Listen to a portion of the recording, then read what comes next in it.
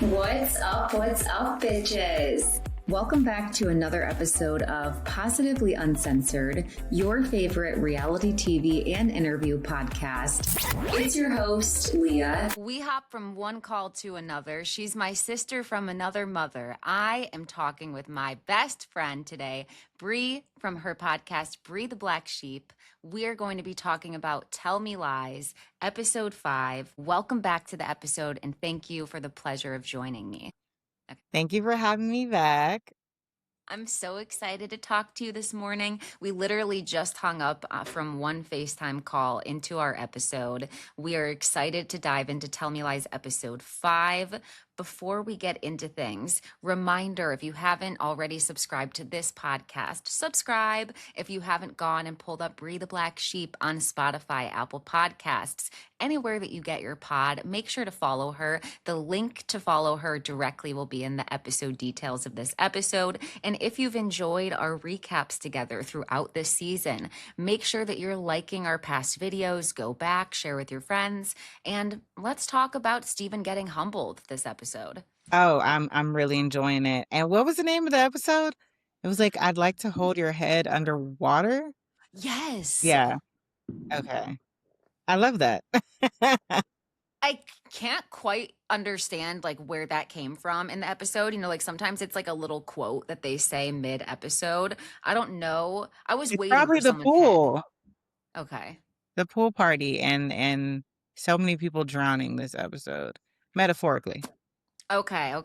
Let me know how everybody else interpreted that too, because I was waiting for Steven to kind of pull Lucy's head underwater. Like I kind of thought like literally he was about to do something diabolical. Like I don't even think he has to help her at this point. She's drowning on her own. She's drowning. She is. I also want to let everybody know I have the stomach flu right now. So I am not feeling well. So if the episode's like a little bit lower energy than I'm used to, or if some things are kind of sporadic, please forgive me. I'm trying my best. We still wanted to talk about this, and Bree's kind enough to bear with me. So I hope that all of you will as well.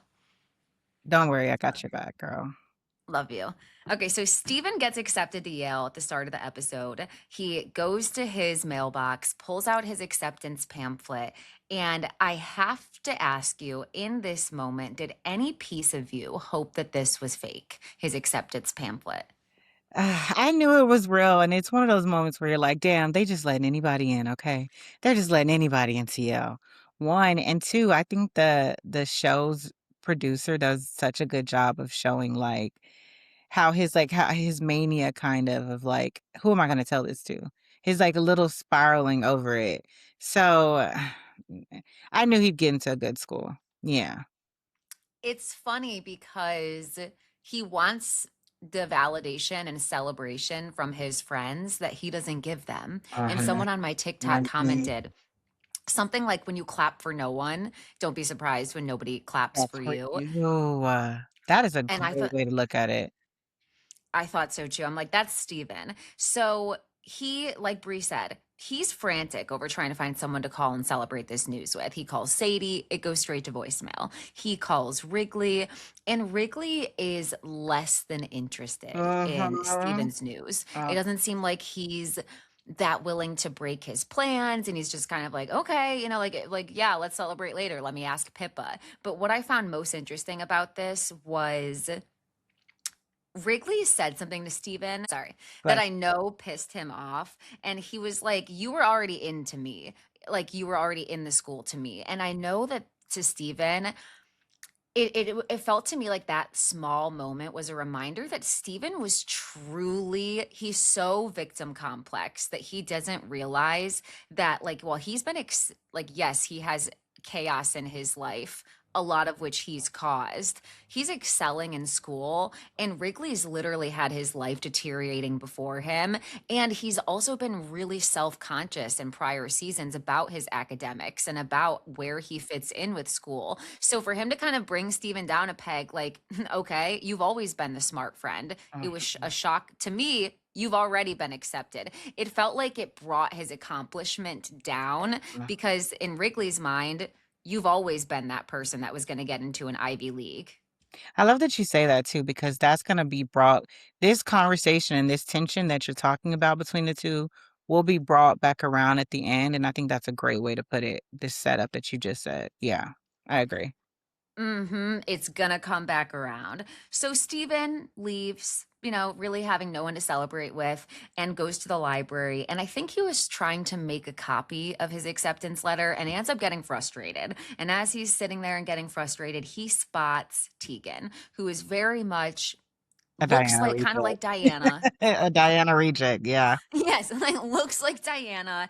And I am going to put a video up of this, but I thought the one thing I thought so interesting upon my second rewatch was he goes up to her and he's like, "Are you not cold in this dress?" And it immediately brought me back to season 1, episode 1. So I went back to play it. When he meets Lucy, he walks up to her and he says, "You look uncomfortable in that dress." And I felt like they were trying to create that moment, and he Mhm. almost negs people from the Neg. second he meets them. I literally wrote down negging, and I hope a lot more women are able to recognize what this is. There'll never be a man who nags you into a relationship that is actually a healthy partner, because it's those little like bringing you down a peg so I can bring you up, so I can be your validation. That little small gesture tells you a lot about a person. And it's how he starts all of his relationships. You know what I mean? Like I wish we could have seen how him and Diana started, because they were already dating season 1. And Lucy was essentially the one that broke up the house. But I'm so curious how he approached Diana from the beginning as well. I'm very curious about the beginning of their relationship. Very. I hope they show a little snippet of it at some point, but I could see them just like not focusing on that so Mhm. much.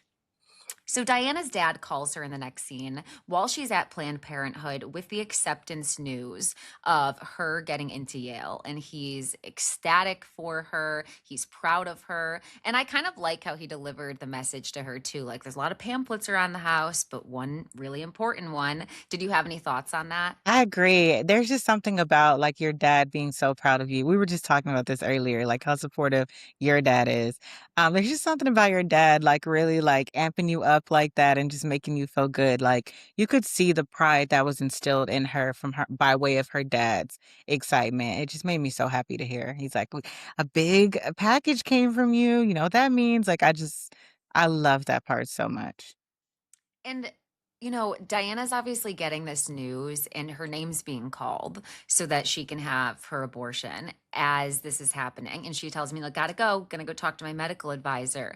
But tell me, like, how you interpreted this. But there's something I almost found a little bit like empowering about Diana choosing to not share this news with anybody. And like, of course, right, like this is a medical procedure, it's traumatic, there's pain, but the way that she sort of just kept that to herself, to whether it was not let Steven have it or because she just decided this is not a part of my story, like Mhm. this is not going to be told. I Mhm. liked that. I I agree so much. I'm so glad you said the word empowered, because the way she got up beaming with pride and walked into that appointment like, this is what I'm gonna do. This is it. Period. Hmm. I loved it, because you'll see a lot the conversation about abortion in general, specifically because we're not allowed to have abortions here where I'm at in Texas. It gave very much like, this moment gave very much my body, my choice. So, we always have these conversations surrounding abortion with, like, shame and, like, disgust and, like, just such a negative connotation, that to watch her make this decision on her own, be very, like, "This is what I'm gonna do," and just walk in with her head held high, I Hmm. loved it. I loved it. It is always our body, our choice. I love everything that you just said, and especially like you were saying with states in our country like Texas banning abortion and not allowing women to have the right to their own autonomy. It felt like Mhm. an important scene for them to have in Very. this series. And it almost, yeah, it's like a little sad almost, because you know what?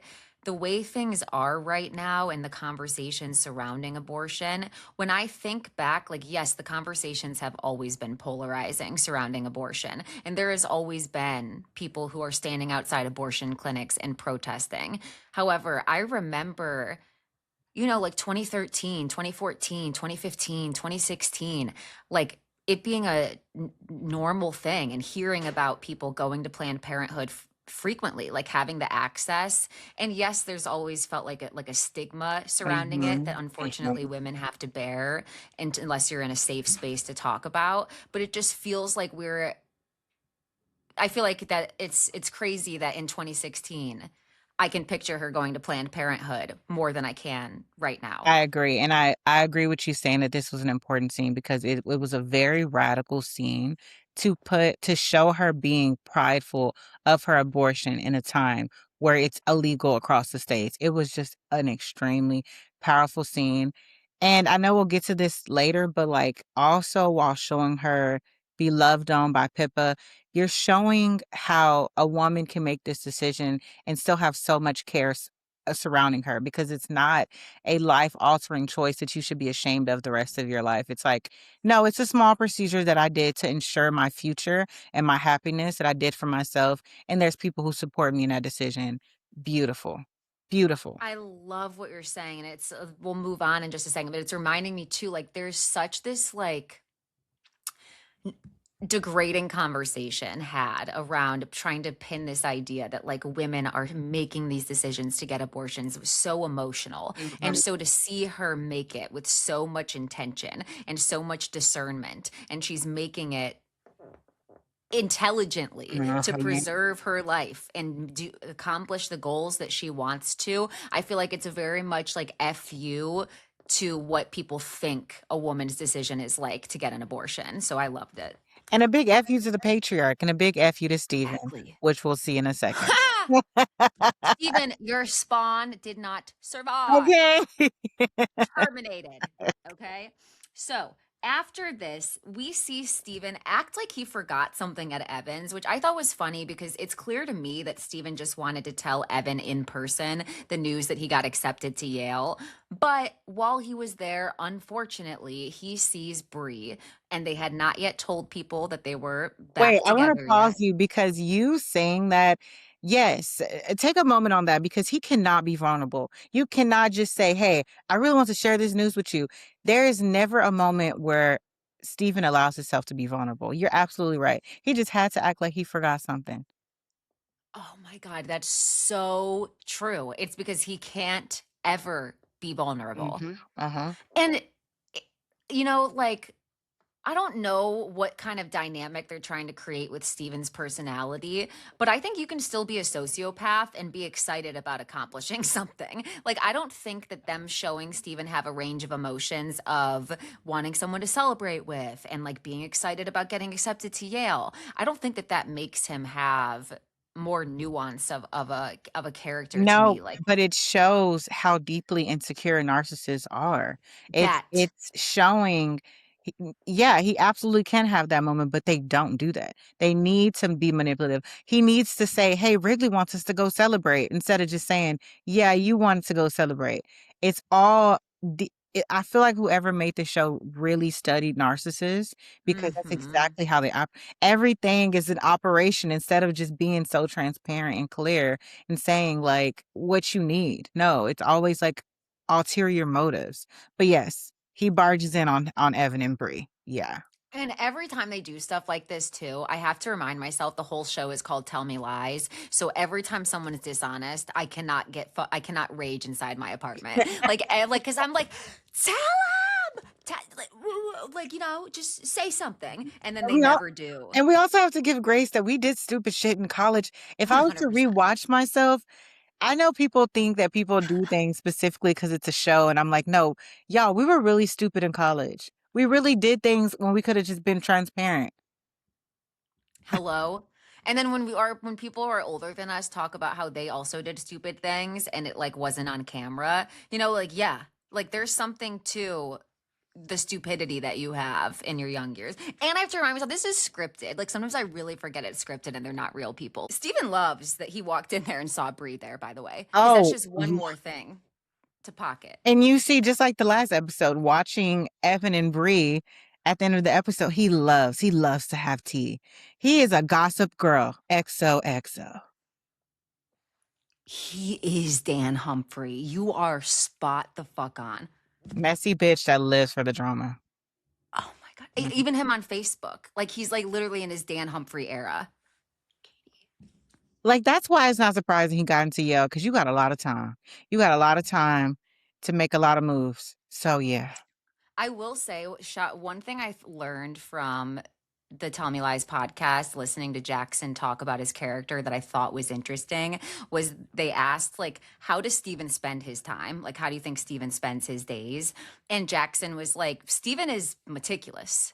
Hours are planned out. He eats the same thing for breakfast. He's in his room. He's pacing. He's always on the phone from place to place, planning his next move. He's methodical. He's meticulous. He's OCD type A. Like that's how Steven is. And it brought like a different light to his character because that decision for him to leave the dishes in Evan's sink, for example, was he made a mess on purpose because that's not how he So lives. thought out. Mm-hmm. Yes, that's got to be exhausting. Narcissism has to be literally exhausting. And he says that too about Steven. Like he has to be exhausted, like doing that all day.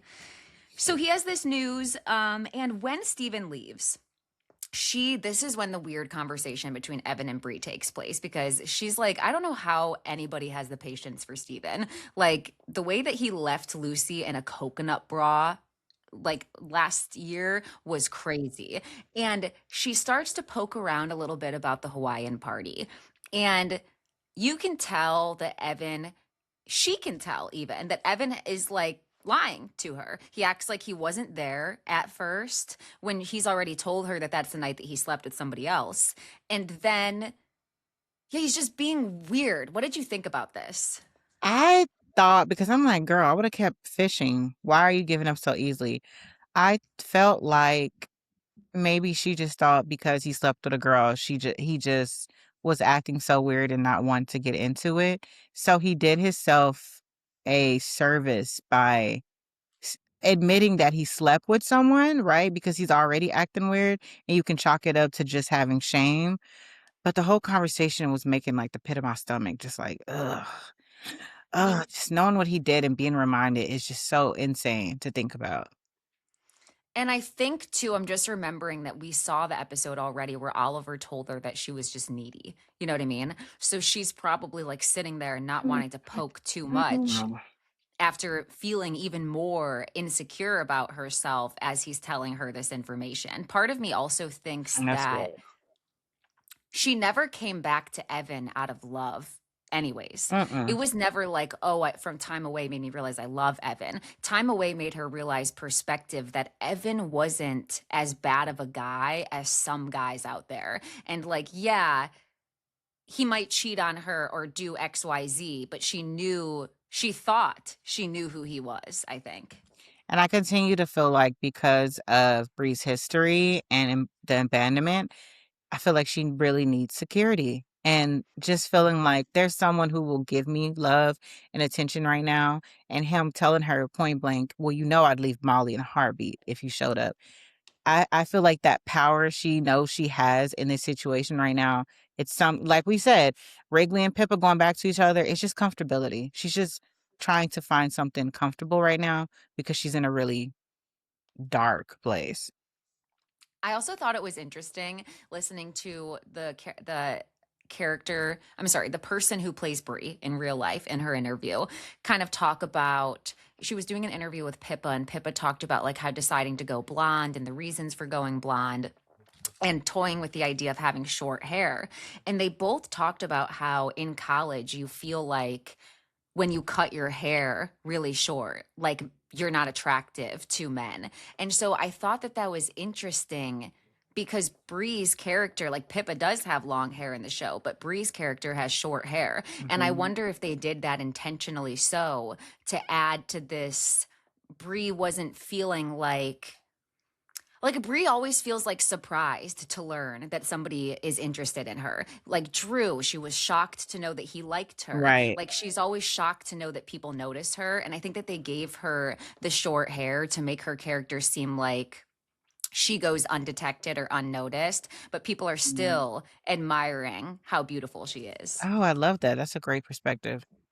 Ah, okay, good. I'm glad that wasn't too much of a tangent. Okay, so Evan lies about everything.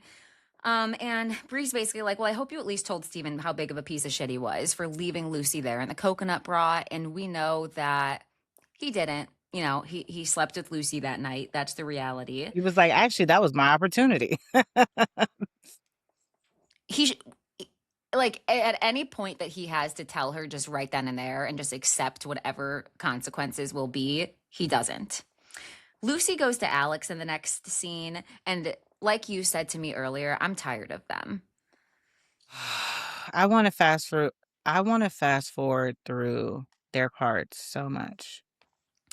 And because of that, I'm going to just briefly recap. She goes over to his house trying to hook up with him.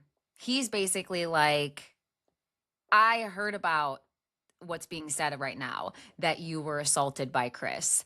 And I don't want to, I didn't realize that how you wanted me to be with you was to possibly could be hurting you or re-traumatizing you. And he said, like, I may be how I am, but my one thing is that I don't want to leave people worse off than how they were before they came to me. Like, I really don't want to traumatize people. And Lucy, of course, Is so fucking annoyed. She's yep, like, oh my God. she's like, okay, prude. Like, so she, which is basically what Steven said about Even so, Leo just a few episodes ago.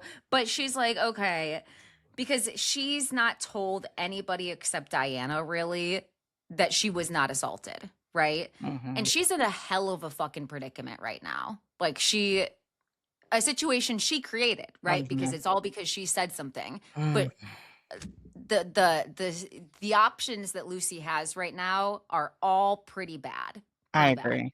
I agree. And I told you earlier that like I'm really annoyed with the producer, the showrunner, saying that she Mm. heard our requests as fans and more people want Lucy to be punished. So this is a season of Lucy's punishment. But again, Steven is not being punished. And I only feel like Lucy is a terrible friend because of responding to this abusive ass relationship. Yes, you make your own choices, you sleep Mhm. in your bed. I mean, you make your bed, you sleep in it. But to punish her all season, to me, feels very sexist. And I feel like she's been punished enough. Even though she slept with her friend's boyfriend, because of the person she is, I think she's already disgusted with herself. I think she's already punishing herself.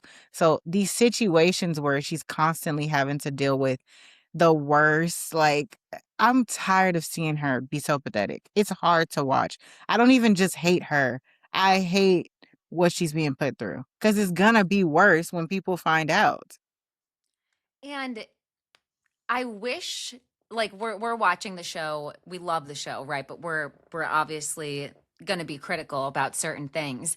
And I kind of wish cuz Megan talks about this, the showrunner, Megan Oppenheimer. She talks about how there was a lot of pushback in the writers room about certain storylines she wanted to do, about how Steven had Lucy on camera make that statement that was recorded. Multiple plot points this season. She had a lot of pushback on, and I wish she had listened to some of it. Like I really do because I think that she was almost annoyed as the writer with seeing people being so critical of Lucy that she thought by giving people okay fine then let's Mhm. punish her that she would make people have a moral come to like a reckoning of like oh you know what she is just being abused or she is just a product of what's happened to her in this relationship but that's not what's happening Yeah, like honestly, there's a lot of comments, even on my own podcast, of people saying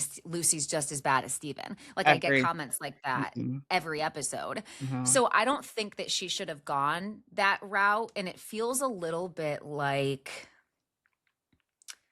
yeah, like it feels a little bit like trauma porn, for lack of a better I term, at some agree. times.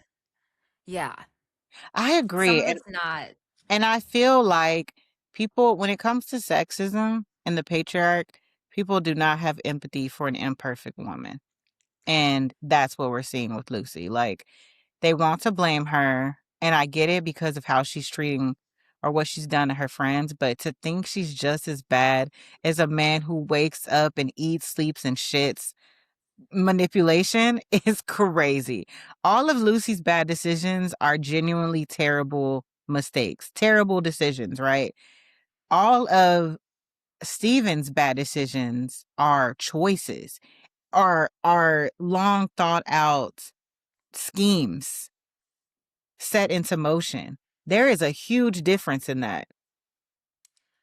Also, it's really just like a lack of understanding, yeah, of like of how the of her age, how the brain changes, the level of abuse. And then people have also forgotten her dad died, her relationship with her mom wasn't good. Like, she was like in a prime vulnerable situation as a freshman to have a junior or Mhm. senior Prey want to on be in you. a relationship with Yeah, her. She was prey on preyed you. on Hmm. the same way That Oliver is did to not Bree. me ignoring the decision she's made. I promise you. I think Of a lot of course. people are gonna listen to this, but again, I worked in DV for years. I also know half of us make terrible choices that are not recorded. I have done terrible things. I have made Mhm. really bad choices. And it's like, I've had people make terrible choices to me, and I can truly understand where it comes from. That doesn't mean Brie doesn't have to forgive her, but damn, does she have to be punished for the whole season? Ugh. Exactly. And then to throw on top of it, like, I get that they're showing that she's like an imperfect character. Like you just said, if a woman's imperfect, people are not going to have empathy towards her. But the ending of this episode and like the things that they write in of her going back, like, it's too much. It's But let's keep overkill. going Hmm. because Lucy leaves, Alex is unsatisfied, and then we cut to all of the guys, Steven, Evan, and Wrigley, playing pool, and it's last call. Okay. And the energy in this room is deflated. Hmm. They don't even want to be here. You can tell that they are just here to oblige Steven. Hmm. They're just waiting until he's ready to call it a night, but Steven doesn't want to call it a night. He is insisting on them coming back to his place, which is just 2 minutes away from the bar that they're at. And you see And Evan continue to cut in and say, no, go to my place. And I was trying to figure out why Evan was saying that. I was actually genuinely confused. So I was like, okay. I was too. I was like, why? Like, does he want to hang out? Like, why does he want to go to his place? Like, okay. And then Wrigley snapped Mm-hmm. and said what needed to be said, which is, you're psychotic. I Mm-hmm. don't want to come to your house and be in the place where my brother died. And it's insane that you're able to live there. Like, Mm-hmm. that's psychotic in itself. And Wrigley leaves, and Steven has a realization, I think for one of the first times, that people are on to him and they don't think that he's normal. Mm-hmm. Like, people have placed Steven in a category where he may have been moving in the crowd with all of them, but he's an outlier. Like, people Mm-hmm. think that he's a freak, and he learns that this has been a topic of conversation. Like, of course people think you're insane for staying in the room. And I want to ask you this question. This is one time I have so much grace for Lucy, as we just talked about, but this is the one thing where I have to question, was it not odd that Lucy was also able to stay in the room where Macy, like, granted, Macy didn't die in that room, but do you remember when she like used Macy's lipstick that she left for her, and like she was able to stay in that room when Macy passed away? I know it's different situations, but I feel like it's intentional that they're trying to create some sort of disjointed parallel between how Lucy and Steven's minds are similar, but in different ways. Like, I think that Lucy is a flawed, but operating from um a place of trauma. But I also Mm-hmm. think that when we first met her and she was talking about how she coldly like broke up with her boyfriend. Like I think there is a piece of Lucy that is just emotionally cooler to Mhm. things that would really upset people in a way that Steven found interesting. So I think Lucy was still spiraling about Macy, and it was weird for her. But I think again, she was caught up in the Steven tornado. You saw she was constantly trying to stay at his place, stay outside. So it's like it's not as similar. I'm not sure about the parallels, but I think with Steven, it was the first time of him, like you said, Mm-hmm. feeling like he's being found out. I think a narcissist kryptonite is exposure. So it's like people are on to me. I know I'm crazy, but like, Evan, do you think people think I'm crazy? And Evan's like, I don't think we had a whole like discussion or a meeting about it. But yeah, I think it's a little bit nuts. And I was like sad that I forgot as well that Wrigley's brother died. I honestly forgot where he died. So yeah, so I love that part. I love that the tension was built and Wrigley finally let it out because if that never came back around, I honestly forgot where his brother died at. But Mm-hmm. I think Stephen, like you said, for the first time is realizing people know who you are. And that's so true because narcissists are charming usually Right. to people, and they like to have people They like receive to be them. liked. Yes. That's like currency to them. That's Mhm. more people that they can manipulate against whichever target they've decided. So we go from that scene, which again, we both think was really important. I think that that reveals that Steven's a sociopath. I think people realize a lot more than he thought that he's a sociopath. I also want to note that right before that, Wrigley, Wrigley, Wrigley, Wrigley was calling Evan out about Molly because they were having a discussion about, they were having a discussion about how Molly was tripping and or whatever the case. And Wrigley was like, well, where did you tell her y'all are done? And everyone was like, no, but I told her we were casual. And so Wrigley's like, yeah, but it's kind of a dick move to just leave her hanging like that. Like you Hmm. and I was asking myself, like, why is Wrigley so invested in like women all of a sudden? Why is he so quote unquote woke? And then I realized that's because he saw how Evan discarded Bree or like cheated on Bree and discarded her feelings. So that was the moment of him being like, this is just who you are. Like you broke Bree. She's over here thinking she's needy or messed up when you're actually just fucking a dick. And I was like, okay, that's where that's coming from. Exactly. Because Bree didn't hook up with Professor Oliver until Evan cheated on her, right? Exactly. Yes. And so they I were thought fully so. broken up. And she went to Wrigley like, is that why Evan cheated on me? Blah blah. And he's like, he finally it was a moment of a man actually seeing a woman, their feelings, and having that empathetic moment. And I think he just can't let that go. And that's why he kind of flipped on where this tension started rising in that conversation in the first place. Also realized that in this moment with the three of them, this is like a little bit more exposing their dynamic. Wrigley's a little bit more vulnerable, honest, upfront. Evan always placates Steven, always. When Evan took off, I'm sorry, when Steven took off, Evan was kind of like just, I mean, instead of turning to him and being like, yeah, dude, that's why I wanted to have it in my apartment. You should have shut the hell up. Or like Bree asked him Hmm. earlier, did you tell him he was a terrible person? Evan absolutely never checks Steven. And that is important. It's important to note that the friends who are just as harmful as the narcissists are the ones who placate him. Yes, that's so true. And you know what? It's probably also this weird dynamic of Evan knows that if he pushes on Steven too much, he's holding the secret that he came clean to Steven about having sex with Lucy, and Bree does not know that. So, like I believe that he was still like that before with Steven, Mm, but even more so now mhm, that he has something to hold over his head. I'm sure he's like holding him even less accountable mhm. than he should. That's so true. Okay, so they leave the pool situation. Okay, Pippa ends up having a phone call with Diana. They both find out that they're going to be at the pool party, and from what I remember, they want to make sure that they're both going, right? Yes, I love this budding romance. And I think that's when Pippa tells her, I will go for you. I'll put on a swimsuit. I am loving every bit of their scenes. Every bit. I don't know who in the writer's room was like, this needs to happen, but God bless you. I am too. And then I'm seeing people online being like, I can tell the actresses' hearts aren't in it. And I'm like, I wasn't getting that. At all. Yeah. Like, Oh I no, felt like it was, it seems so genuine. It seems like the most innocent of all the relationships. It just seems purely out of like kindness and care for another person. I agree. I feel like that too.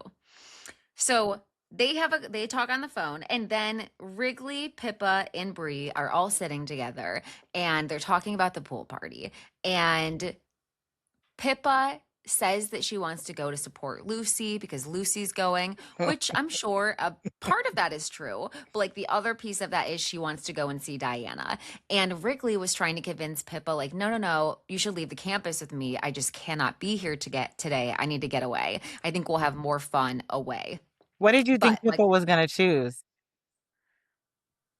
pool party. I thought she was gonna choose Wrigley because she had been choosing Wrigley the whole time and his mental health. This was the final moment of her being like, no, I'm gonna choose Diana. Yes. And she, in the last episode, let me know that she was starting to like choose herself a little bit too, Mm. because she lied and said that she was going to go work on her psych paper, and then Mm. ended up going to Diana's room where she did work on her psych paper, but Okay. then they worked on each other as well. I agree. You're right. It's more about her choosing herself and her happiness than it's a Diana versus Wrigley thing. I'm glad you put it that way. Yeah. Mm-hmm. Oh my God. Yeah. And Mm-hmm. I felt like you were saying that too. So I only filled in with that because I felt like that's what you were saying.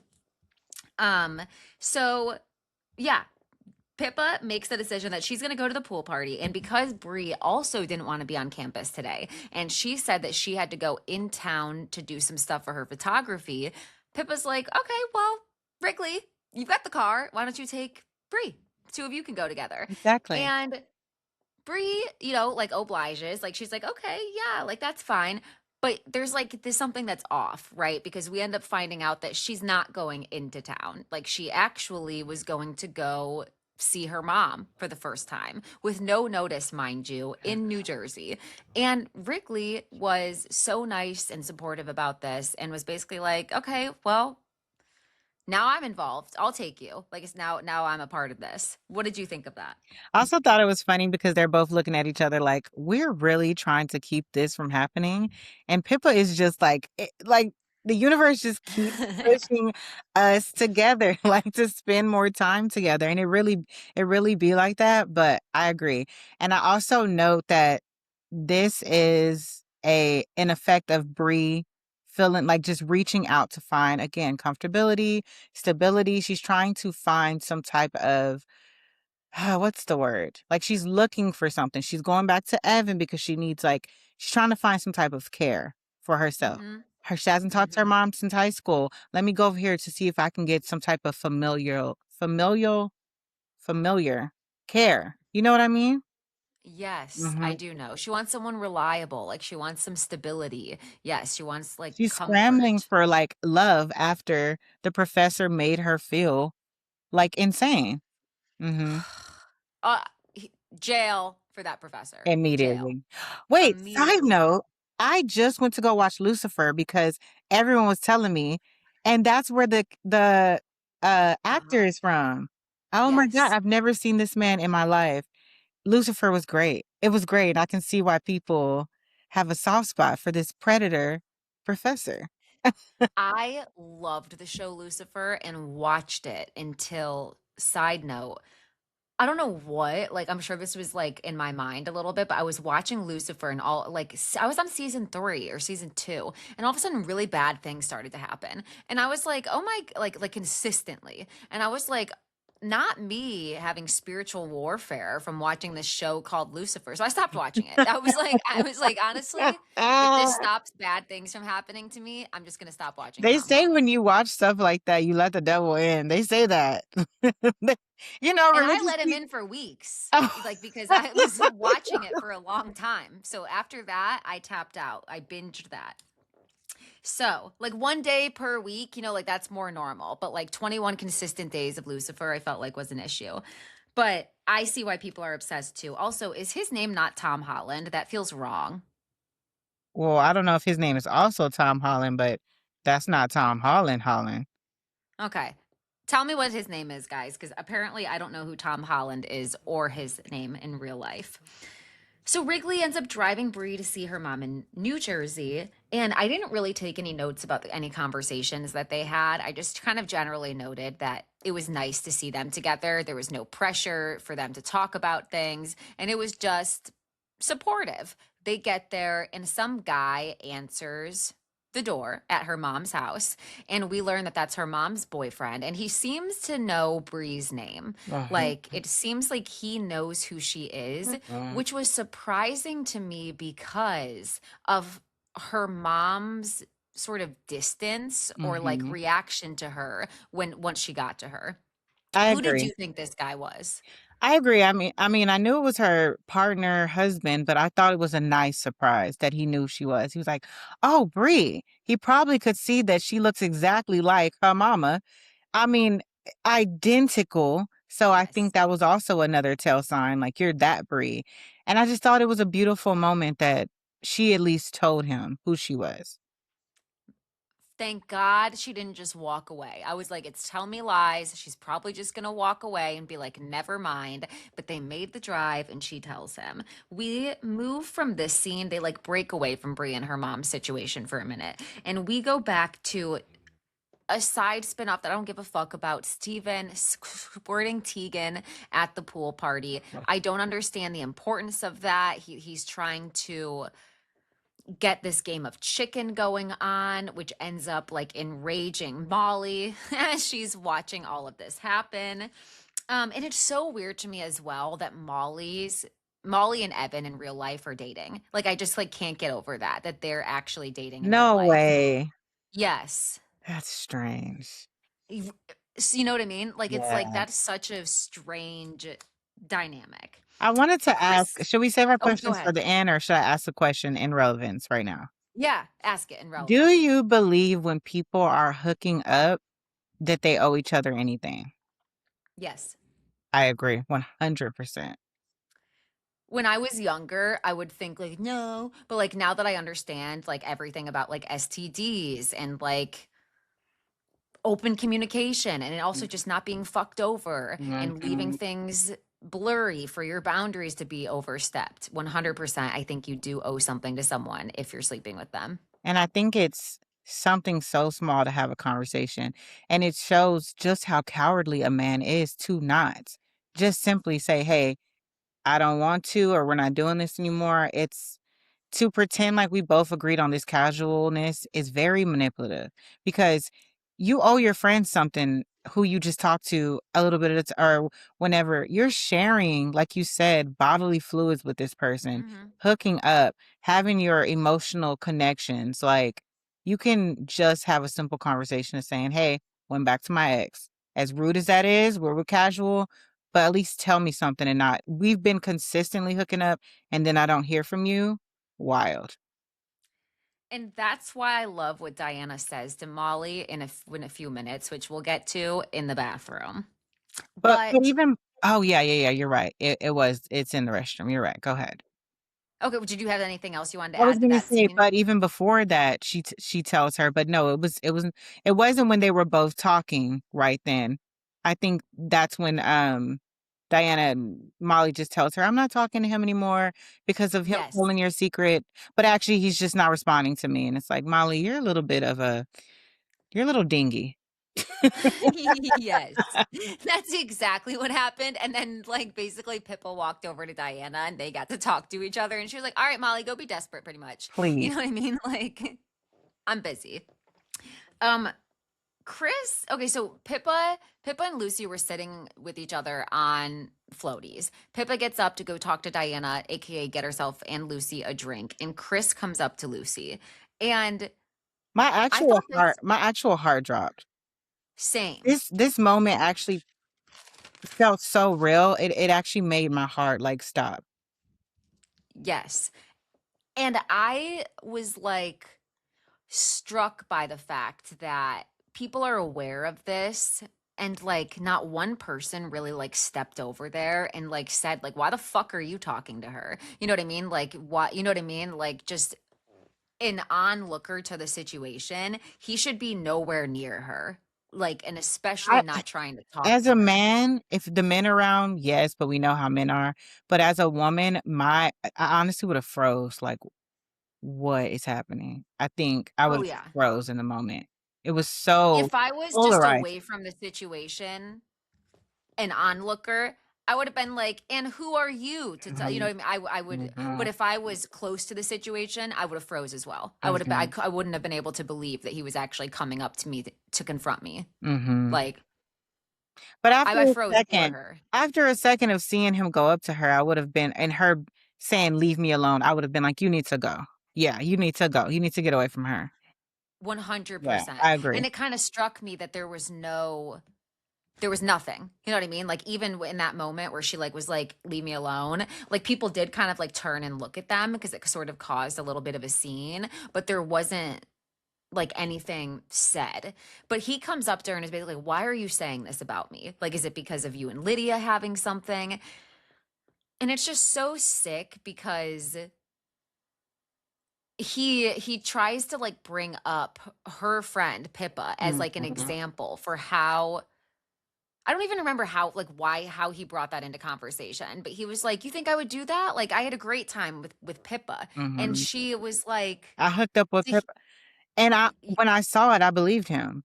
When I saw him say it as a viewer or just a person at the pool watching him, he was so believable. It was so believable for him to be like, "We hooked up. What's the big deal?" Like he looked like he was telling the truth. And that caused her to have the response of, "It's so sick that you honestly don't see anything wrong." Because I remember when CeeLo Green was drugging women and having sex with them. And one girl recorded him, and he was literally like, "I thought we were having a good time. Like you said, you smoked weed before. I didn't think it was a big deal to give you a drug. You were gonna already have sex with me. What's the big?" There are really men who do not think that that's. If we were already gonna have sex and I gave you something that made you go to sleep and I did it anyway, what's the big deal? And she was like, "You were sick." because he really like thinks that he did nothing wrong. Like he either Uh-huh. thinks he did nothing wrong and he can just take whatever he Uh-huh. wants, or he knows he did something wrong and just has no feeling about it. But I kind of think that he truly feels like you I said, like how like I think CeeLo, it's that's mine to take. I think it's somewhere in the middle. I think it's they were we were already gonna hook up. I know it's wrong to drug someone because Diana said when she went in, he looked like he had gotten caught.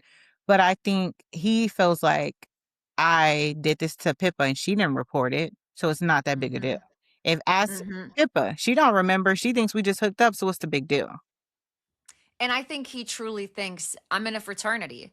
Every girl who comes in here is mine. Like I truly think that he thinks that like it's that disgusting. You know what I mean? Like yeah, it's ripe for the picking. Like And what did I do wrong he here? said what many rapists say: "I could get any girl I want, so who cares?" Like, Exactly. mhm, Like no, you can he took what he mhm, wanted. mhm. So as this is happening though, I have to say like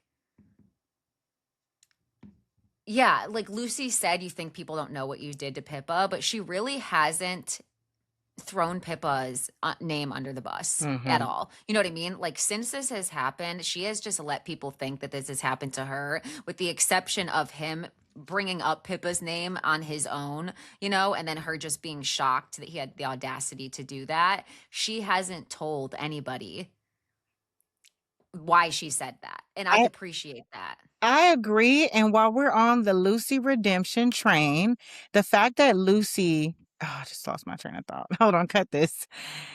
Trim this until I remember my train of thought. Mhm. Lucy believed Pippa immediately. Lucy has known this boy since he was a kid, and Pippa didn't even want to really tell the story, and Lucy believed her. So, for all the Mhm. people who have so much to say about Lucy, she did not choose a man's side of point of view, someone she known since he was little. She automatically believed he could actually do this to Pippa, and nothing changed her mind on that. That is such a big deal. There's so many of us who believe the men in our lives couldn't possibly do this. I've never seen him casually rape people. Like, he couldn't possibly be a rapist. Every rapist is somebody's friend. Every rapist knew somebody since elementary. So Lucy never once interrogated Pippa and was like, okay, you need to explain to me exactly what happened because this is my best friend's brother. She automatically believed Pippa, and that is a big deal. She told this wild ass lie to have Pippa's back, and there is something very honorable about this whole mess of a situation. Despite what it would do to her friendship with Lydia as well. Like on top of Exactly. knowing Chris, yeah, like she was like willing to it wasn't right. Lucy does have a discernment of between right and wrong. People think that she doesn't have any moral compass. She does. She does have a moral compass. And even when she's not telling Bree, she's wrong for that. She should give Bree the decision to make on her own. But she's trying to do the right thing in the wrong way, protecting Agree. her friends. Mm-hmm. So right, Lucy leaves, and Pippa and Diana are in the locker room. They share a cheeky kiss while no one's around. Any thoughts to add about that? I just love it. Again, it's so innocent. Diana's in the midst of an abortion, which we know if you've ever gotten one, the cramping is terrible. She's probably feeling horrible about herself. And here's Pippa, who doesn't judge her, doesn't care. She's just there. She just genuinely like really likes this girl. And I just love every bit of it. I love how people come in and they're like getting a little like it reminds me of like teen love. Yes. Yeah. And like, I agree with you. Their relationship is like the lightest in the story because Bree and Wrigley's is light, but not because But they talk about a lot of trauma together. well, and he's dating her best friend. So exactly. And there's a layer of shouldn't. this is the only uncomplicated, light, cute relationship. Yeah. Yes. So obviously we don't care that Pippa and Wrigley are technically dating. Like we do not care. Like We don't give a damn. we don't. No. So Molly walks in, and this is after, I know she went up to Evan in the pool, and I don't remember what she said, but it was basically like, so what? Like, you're not going to talk to me? Like, you're not going to tell me that we're done hooking up? And I don't know. I think he just like kind of shrugged her off. Like, I don't even She think was like, well, delete my number and delete my pics. He was like, already deleted. And that cues Stephen to remember, oh, pictures of women. I have those in my arsenal with his evil ass. But yeah, that's what comes of that conversation. In Molly's defense, him saying I already did was like, so hurtful. Yeah, hurtful. I know we've all been there. Most women have been there where you're just so desperate. You like a guy and you do such dumb stuff when all the signs are just there that it's not gonna, you're trying to situationship yourself into a relationship and it's not happening. So I feel for Molly's dingy ass. Yes. So Molly, ripe from rejection, goes into the bathroom and finds Diana, who tells her, listen, Evan's your Steven. Like, and the sooner that you realize that, and as the comment I was talking about earlier, like Evan's basically your Steven. And I think that there's a lot of truth to that. Mm-hmm. I think it puts Evan into perspective because this is why I told you I was watching a show with my boyfriend and he's like, well, is he a good guy? And I'm like, it's all about perspective, baby. Because not really. He's not really. I can think of a lot of things he's done that's not. And also Diana is such a mature friend because girl, I would never talk to you again. Steven knows I aborted his baby because of you. You put all of this into motion with your big mouth because the guy you're hooking up with who don't care about you, you wanted to pillow talk. She really put Diana in a terrible situation because she couldn't shut up. The show is called Tell Me Lies. Girl, why are you over here telling truths? Yes. The ones you can't keep. And she like just wanted to say it. Evan didn't even care. Literally that. She wanted to know she was sharing something intimate with him and have this. It wasn't really about Diana, but it was so stupid because she might have cost Diana her future with that really bad fuck up. That's so true. I would have never talked to her again. I would have never. So mind you, you coming to me to tell me about Evan being a dick to you when, girl, go away. I'd be like, I'm still cramping. right now, okay, from that abortion that you told everybody about. So I'm good on talking to you, okay? Don't talk to me. In the next scene, we see Bree and her mom having mimosas, and I God, guess she what I looks want like to this woman. She looked just like this woman. doppel so Casting did much. their thing. She looks just like this woman. Insane casting. Insane casting. It was uncanny. It They look was. so much alike. Now, there's like a couple of things that I'm like confused about. So first of all, Bree's mom was allegedly going to be there having brunch with her friends. We never see these friends, and some people are Yeah, like, "Oh, they were there. They walked, both of them walked out. She was saying bye. They walked out. okay, okay." Because I was wondering if she was actually meeting people or if this was like her routine where she like goes and drinks by herself. Like I was confused by that at first. And So okay, she she was sends her saying friends bye to out. them. And Bree was like, "Oh, I'm sorry. I don't have to." And she's like, "No, it's okay." Like she was showing them out there. She was like, "It's fine."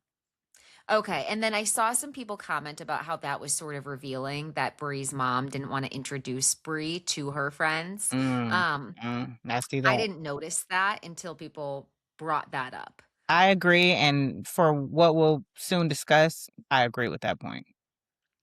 When they're there, it's just like a sad interaction. First of all, if you've ever been around somebody who has a drinking problem or an alcoholic, there's the way that this actress who played Bree's mom was able to do like the small subtleties, like Mhm. watching her immediately, I was like, she's drinking. She's Like she's mhm. drinking. This is a facade. She's like, She did I'd not rather need. just do it than tell myself I can't do it because then you'll want to do something so bad." Bree's like, "Okay, that makes She's like, sense." yeah, I guess that makes. I'm You know. like, okay. But I also relate, like, I understand that position of like kind of hearing something that is off, but she's just seeing her mom and she's like wanting to Of be nice and course. give her the benefit of the doubt. And Mhm, maybe she has changed, right? Like she's optimistic mhm, about this. But throughout their interactions, we see that Brie is trying to impress her mom. Like mhm. she is completely flipping the story of what happened with her and Oliver. And instead of saying, she he broke up with her and was very hurtful and called her needy and insecure, and that she was still kind of in love with him after. She says that guys are just always obsessed with her and in love with her and too needy, and that's when she cuts them off. And her mom is like, wow, I'm usually the needy one in relationships. Like, I'm so glad you have things figured out so early. And I felt like that really resonated in a part of Bree's brain, hearing her mom say that she was called needy. Like, I feel like that's going to be part of Bree's Mhm. psychology, wondering even more so if she's always too needy. I agree. Oh, sorry. My like neck did something weird and like cracked when I moved it in that position. And I like felt lightheaded all of a sudden.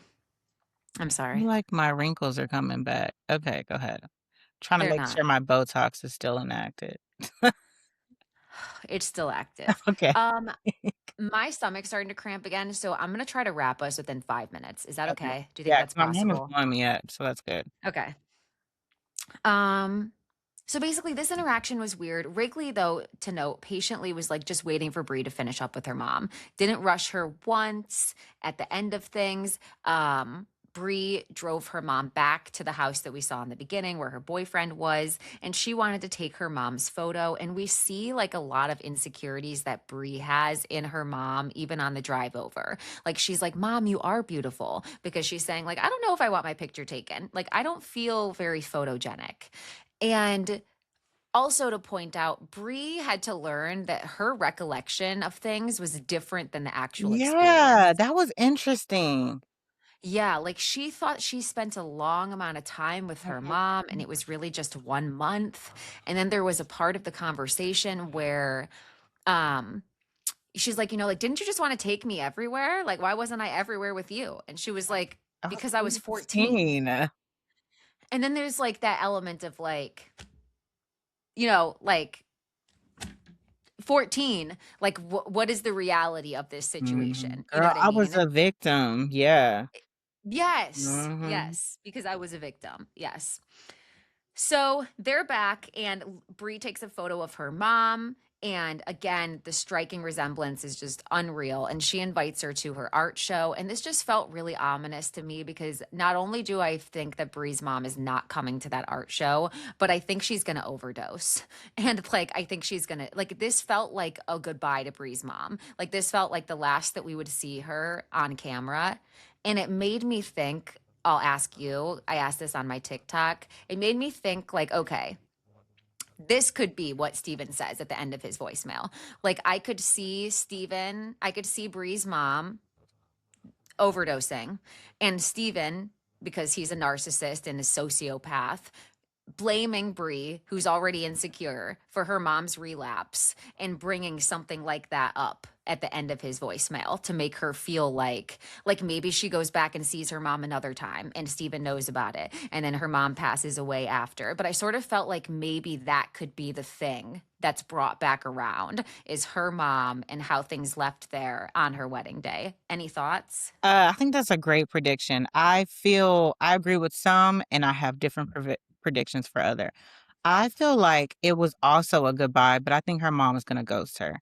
I think you bringing up earlier about the friends and her not wanting. I think her mom feels young, looks young, is trying to feel like she's starting her life over. She's already like, she has a good man. She's insecure. I don't think she wants people to know she had a child this young. I don't think she wants her most darkest moments, the scariest time where she was a victim, where whatever happened to her. Bree is that trauma. She's that sore. She doesn't want that open wound walking around with her. I also noted that Steven was catching on to what the mom was saying. You could tell he knew that mom was not showing up. She was like, he was looking at back in the rearview mirror, like, Oh, you mean that's Wrigley, right? Wrigley. Like What he did I was say? side eyeing the Ah, conversation. Wrigley, Yeah. Wrigley. Yes. Yes, he was very much side eyeing. Like, she is Agreed. not. I'm picking up what you ain't picking up, girl. 100%. So, and I believe my future predictions is that she's gonna ghost her, and I Mhm. believe that she will show up again at that wedding and we're gonna see her there, and it'll be like, "You ghosted me all this time, mom." I also believe the reason that Bree said that I'm a bad person is because I think she convinced Wrigley I have to marry Evan because at the end of the day he is a good person and was good to me. He told me he cheated, so I feel like she listened to that voicemail. Was like, actually, he cheated with Lucy. I'm a terrible person because I could have just been with Wrigley. Like, I really Mm, could have been with someone who really loved me, and I chose the wrong thing. mm. I don't know. I Those like are my that. predictions. I have no clue. Ooh, I really like that. I really, really like that. Um, we transition we get, by the way, the fact that we get no shots of the wedding this episode, what? Fuck you guys in I the know. writing room. I was pissed That about means that. That's my something favorite part. serious is gonna happen with the Wrigley Bree situation. But we do get more Bree and Wrigley like romance, which I enjoy them. Me too. I did enjoy. I'm trying to wrap up, guys, just because I started this episode saying that I have stomach flu, but my stomach's starting to hurt. But they did like go in the pool together and he taught her how to swim and it was like a very intimate moment Did between they them kiss? until no, but they were about to, and that's when they both got out. I'm like, "Ooh, They're still you being guys." good people. They're still being good people. The way that he was helping her float and like caressed her abdomen and stuff to like help her up. I'm like, "Ooh, this is a romance right here." So Lucy goes back over to Ugh. Alex's house, tells him to not be different with her. They end up having sex gently. Again, she's not satiated, which sets the tone for what she does at the end, which I'll say in just a second. But Pippa and Diana are hanging out, and then all of a sudden, Chris calls on her Blackberry and she sees the call and Calls blocks him. Pippa. Yeah. Yes. Yes. And we know that this is because Um, of the interaction that he had with Lucy at the pool.